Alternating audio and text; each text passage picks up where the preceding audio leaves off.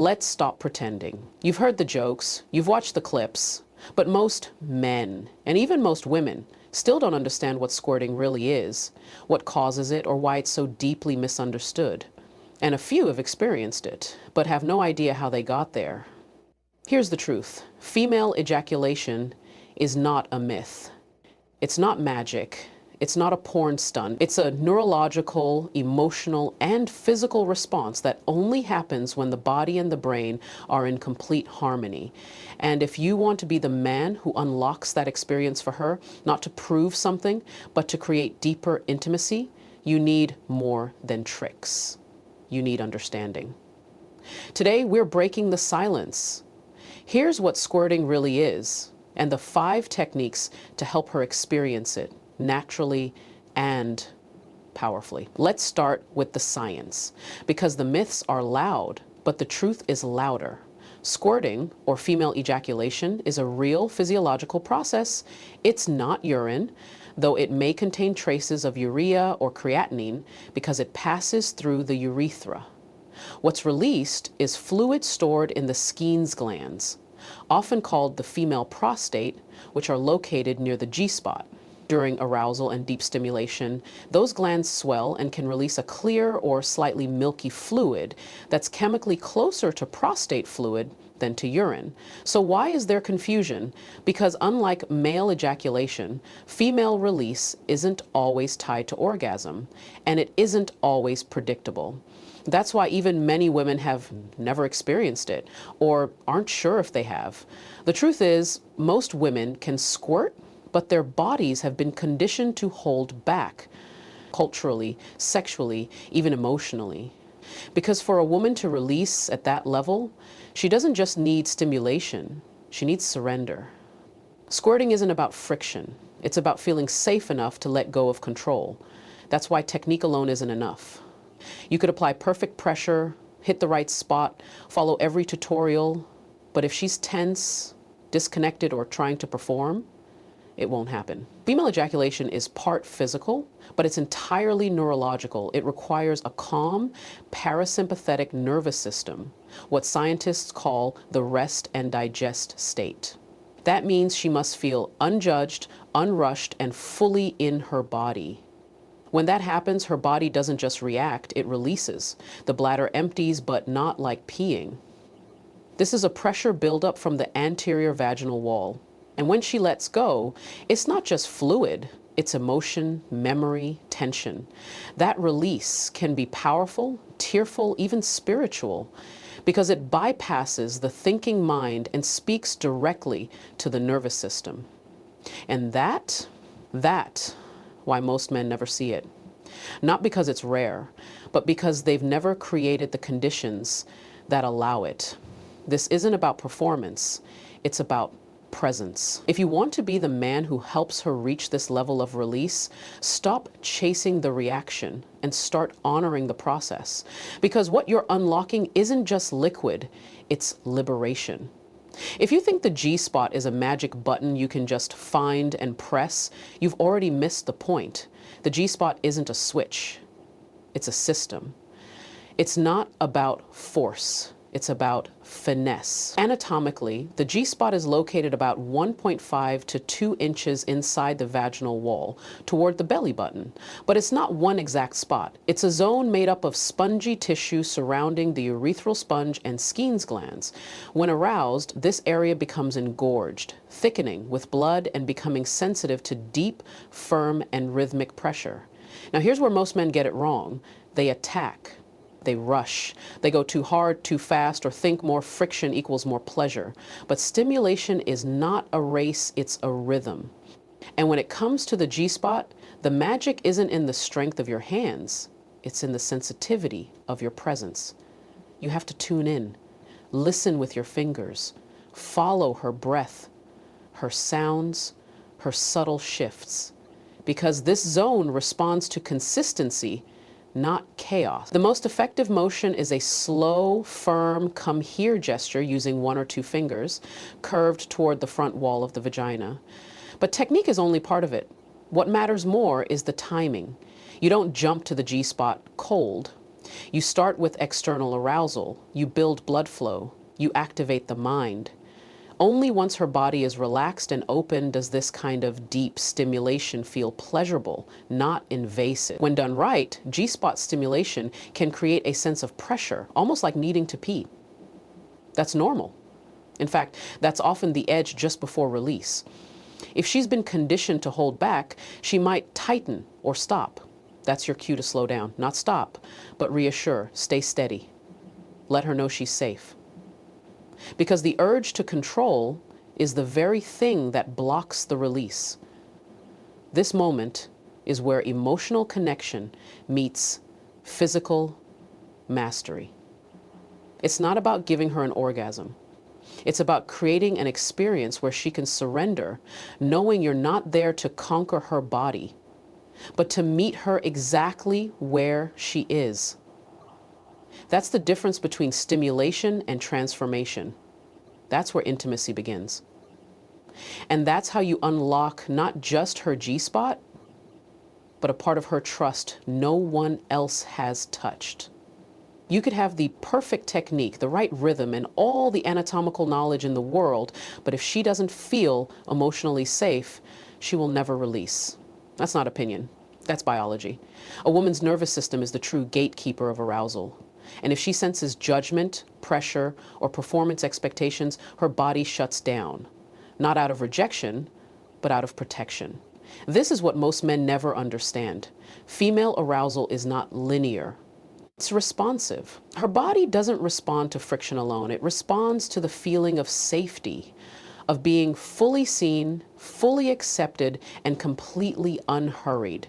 That's why a woman can enjoy intimacy with someone she likes, but still hold back. Because trust doesn't live in the bedroom. It lives in the moments before it. Creating emotional safety means more than saying you're safe. It's in your energy. Do you make space for her feelings, or do you rush them away? Do you ask how she feels, or do you just assume she's ready? Do you look at her with presence or with expectation? These small things tell her whether she's free to surrender or if she has to perform. Neuroscience shows that safety activates the parasympathetic nervous system, the rest and digest state. This system is essential for arousal, orgasm, and yes, squirting. If she's in a state of tension or anxiety, her body will literally block the release. It's not about willpower, it's about nervous system regulation. If she feels rushed, judged, or like she's supposed to squirt, it won't happen. Real men don't chase outcomes, they create environments. And the man who learns to slow down, hold space, breathe deeply, and focus more on her experience than his ego is the man she remembers. Emotional safety isn't soft, it's powerful. Because when a woman feels safe, her body stops protecting and starts expressing. That's when true surrender begins. So if you're serious about helping her access that level of release, don't just learn technique. Learn patience. Learn attunement. Learn to hold space without needing to be the hero. Because she's not a performance, she's a person. And when she finally lets go in front of you, it won't just be a physical release. It'll be the purest form of trust she can offer. Most men miss it. Most men struggle to share fully and wholly. Most men miss it. So I want to take a moment to share some thoughts on what it means to be a physical release. It'll be the most fulfilling, most temperate, and most freeing for most of us. The subtle signs, the body language, the shifts in breath, in muscle tone, in sound. They're too focused on the goal, on did she come or is she going to squirt? But the truth is her body always speaks first. If you're truly paying attention, you'll notice it long before the release ever happens. The question is, are you listening? There's a pattern to build up. It's not loud at first, it's internal. You'll feel her hips start to rock or stiffen. Her breath becomes shorter or sometimes pauses entirely. Her pelvic floor tenses. Her thighs may tremble, Her voice lowers or she becomes quieter. These are not random. They are biological markers that her body is preparing for either orgasm or release. If you push too hard here, you'll break it. But if you hold her through it, you amplify it. Squirting isn't like pressing a button. It's a wave, and it begins with small contractions, ones she may not even be aware of. If you stay present, maintain rhythm, and give her the confidence that she doesn't need to rush or explain, the wave intensifies. But most men panic here. They get excited and speed up, thinking they need to finish the job. That pressure, it kills the moment. She doesn't need speed. She needs permission to keep feeling. This is where true skill separates men from boys. Boys chase reactions. Men read responses. A skilled lover learns to ride the signals, not overpower them. He doesn't need to be told what to do. He can feel it. Because he's not performing, he's connected. He notices when her hands grab tighter, when her breathing becomes more erratic, when she starts trying to hold back. And instead of asking, "Did you come?" he reassures, "You're doing amazing. Just let go." Those small phrases spoken with calm authority are more powerful than any move you could make with your hands, because they tell her, "I'm here, I see you, I'm not going anywhere." That's what allows her to fully trust the wave, not because she's trying to squirt, but because she's allowed to feel everything without fear. The signs are always there, but only men who slow down, stay grounded, and lead with emotional intelligence will ever notice them. And when you do, you don't just witness her body releasing, you witness her walls collapsing in the best way. Let this sink in. If you're trying to make her squirt, you've already lost. Because the goal-oriented mindset turns intimacy into performance, and performance kills connection. The most powerful experiences in intimacy don't come from trying harder. They come from slowing everything down. The female body doesn't respond to pressure, it responds to patience. From a neurochemical standpoint, slowing down triggers oxytocin, the bonding hormone. It calms the nervous system and deepens trust. It tells her she's not a project or a performance. She's a person being felt, not just touched. That shift in energy changes everything. When you slow down, you create space for the sensations to build. You give her brain time to process the pleasure instead of guarding against it.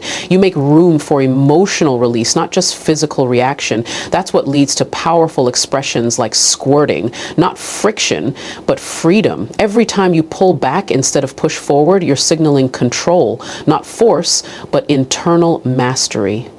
And when a man has that, she feels it. She feels him.